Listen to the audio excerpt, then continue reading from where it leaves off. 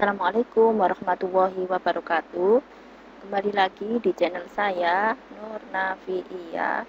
Saya sebagai dosen di Universitas Islam Lamongan. Selain itu, saya juga mempunyai channel YouTube. Jadi menjadi konten kreator terkait bahasa pemrograman atau belajar pemrograman dan mesin learning atau data science. Nah, selain itu saya juga mempunyai jasa kursus namanya Nayafada Academy. Itu pembukaannya. Terus berikutnya saya akan membahas terkait bahasa pemrograman Golang. Di video saya sebelumnya sudah ada, bisa dicek nanti di channel saya terkait bahasa pemrograman Golang. Itu sudah ada video sebanyak 3 ini. Nah, di sini nanti terkait langsung studi kasus ya. Studi kasus terkait apa? Yaitu nomor 1 menampilkan deret angka seperti ini. Terus video berikutnya ada deret angka seperti soal seperti ini, nomor 2 dan 3. Terus nomor 4, 5, 6 ada di video yang ketiga. Jadi bisa dicek di channel saya. Nah, selanjutnya saya akan membahas terkait studi kasus lagi. Bisa dilihat di sini ini ada mahasiswa minta privat ya, memang saya punya jasa privat. Nah, di situ akhirnya saya bisa mendapatkan contoh-contoh studi kasus. Jadi saya hanya memakai untuk contoh studi kasus untuk dibuatkan video. Jadi tidak saya pakai untuk pembelajaran di kelas maksudnya ya. Langsung di sini di soal kita lihat ada penjelasan buat program atau algoritma yang dimana ada inputan jumlah nilai berupa angka ya, angka positif.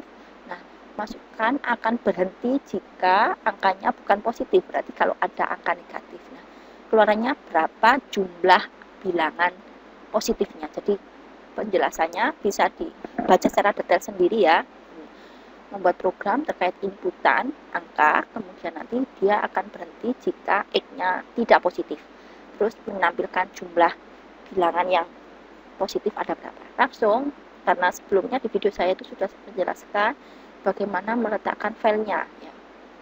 File Golang saya taruh di ini ya, di dalam folder Golang, di dalam folder src, terus saya jadikan satu paket ya, satu folder di Balajar ini. Nah, terus ini adalah kasus yang ke-7 ya. Jadi saya kasih nama file, new file, kasus 7. Kasus 7, saya ekstensinya Go. Oke. Terus saya buka di Visual Code, saya pakai Visual Code ya untuk nulis code-nya. Sama seperti di video sebelumnya, untuk membuat bahasa pemrograman Golang harus satu paket ya. Satu paket intinya itu ada pk main, terus import fmt-nya untuk menampilkan io-nya, input output-nya, terus function utamanya. Nah, ini namanya satu paket. Jadi ini harus ada, baru perintahnya di dalamnya function main ini. Nah, kita lihat lagi di latihan ini. Di sini menjelaskan ada inputan ya, ada inputan positif X ya, positif X. Terus akan berhenti. Nah, berarti di sini ada penjelasan menggunakan looping ya, masukkan angka berapa jumlah datanya, terus masukkan angka, nah menampilkan jumlah yang positif. Nah, berarti saya buat variabel var n itu jumlah angkanya berapa banyak nanti yang diinputkan, terus var x itu inputan x-nya ya, inputan x, terus var y yaitu jumlah angka yang positif ya, jumlah angka yang positif. Oh maaf, saya taruh di sini jadi jumlahnya mulai dari 0. Nah, ini. Terus agar si user tahu disuruh menginputkan, berarti saya kasih keterangan di sini fmt.print masukkan banyak data. Oke. Karena nanti masukkan banyak data otomatis ada perulangan ya, seperti penjelasan di slide ini. Dia ada looping. Loopingnya boleh menggunakan while, for loop. Nah, karena setahu saya di sini saya lebih banyak pakai for ya, karena di buku yang saya pakai acuan miliknya Bapak Noval Agung itu lebih banyak pakai for, jadi saya pakai for juga. Terus di sini karena ada inputan maka pakai scan, fmt titik scan ditampung di n, berarti d n. Oke, sudah. Terus perulangannya for i titik 2 sama dengan 1, dimulai dari 1 boleh, dimulai dari 0 boleh. Ya, misal saya mulai dari 0, berarti nanti i-nya hanya sampai n gini aja, nggak ada sama dengan. Itu harus diperhatikan ya, kondisi seperti ini. Terus i++, kemudian dia melakukan inputan, jadi masukkan angka, saya kasih keterangan dulu di tampilan biar si user menginputkan, fmt print input angka, terus fmt titik scan dx, ya, kan ditampung di variabel x.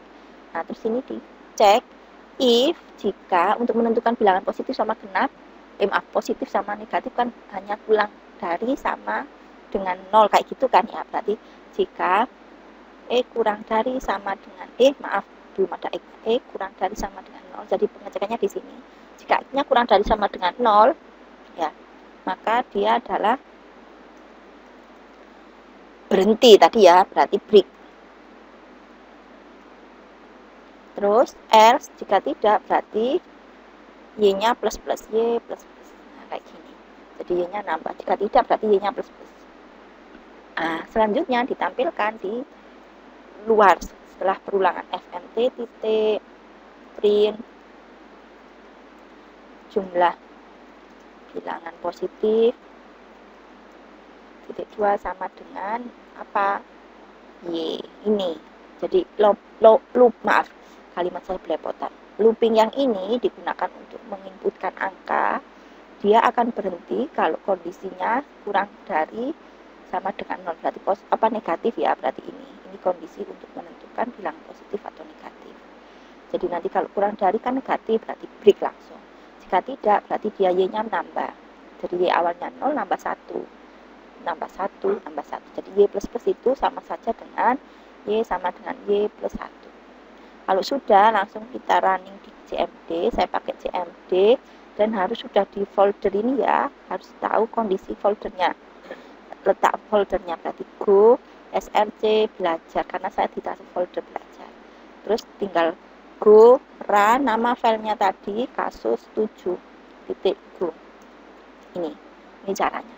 Kita running, masukkan banyak data saya misalkan 7, inputkan angka 9, 10, 11, 12, 13, misalkan min 19 contoh ya, kalau min. Selesai, langsung berhenti, dia nampilkan jumlah angka positifnya 1, 2, 3, 4, 5. Ini ya, jadi program ini saya anggap selesai. Misal contoh kasus kayak ini ya, 12, 13, 21, 0, 5, 7, 4. Tadi 0 saya masukkan negatif ya. Misal kalau 0 saya masukkan positif, berarti kondisi ini saya rubah, tidak ada sama dengan. Oke ya, itu. Jadi kalau kasusnya seperti ini. Misal saya running, saya sesuaikan kayak ini. Saya running lagi. Ini saya masukkan misalkan, anggap saya masukkan 9 lah. Udah, input angka nggak kelihatan ya. Nah ini, kelihatan ya. Misalkan 12, 3, 21, 0. Nah, 0 masih. Kenapa? Tadi kondisi pengecekannya hanya sampai kurang dari, tidak ada sama dengan. Nah, kayak gitu. 5, 7, 4, min 19. Selesai. Sama kan jawabannya dengan yang ada di PowerPoint. Nah, itu yang bisa saya sampaikan untuk kasus yang kedua. Kok kedua sih? Kasus yang kesekian kalinya. Mungkin itu yang bisa saya sampaikan. Sebelumnya mohon maaf kalau terlalu cepat, kalimat saya kurang bisa dipahami atau kurang jelas. Sebelumnya terima kasih. Sekian. Assalamualaikum warahmatullahi wabarakatuh.